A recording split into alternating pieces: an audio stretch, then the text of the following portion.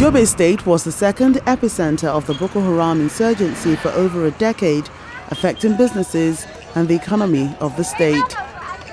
As the security of the state continues to improve, some are of the idea that the government should focus on the empowerment of the youths, especially those who lost their means of livelihood to the insurgency.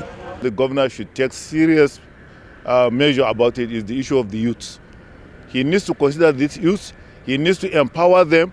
He needs to make sure that youths are adequately engaged, or else if youths are allowed to go like this, for a time will come that they cannot control the youth again. As part of its recovery process, the government came up with a special Ministry of Wealth Creation, Empowerment and Employment Generation to meet the needs of the affected persons and others.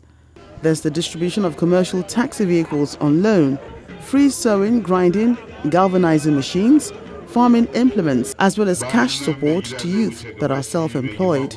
It's part of the factors that stimulate economic growth and expand economic opportunities for people in both rural and urban communities. In different countries and communities, including in communities and towns across our own country, economic empowerment has lifted countless people out of poverty, helping people to find meaning in their lives. It's a huge task to rebuild infrastructure and the economy in a state devastated by the Boko Haram insurgency. But it appears the Yobe State government wants to go at it from multiple fronts, one of which is a 1.3 billion naira support to the most vulnerable persons across the state. Government is providing another cash support of 1.3 billion beneficiaries.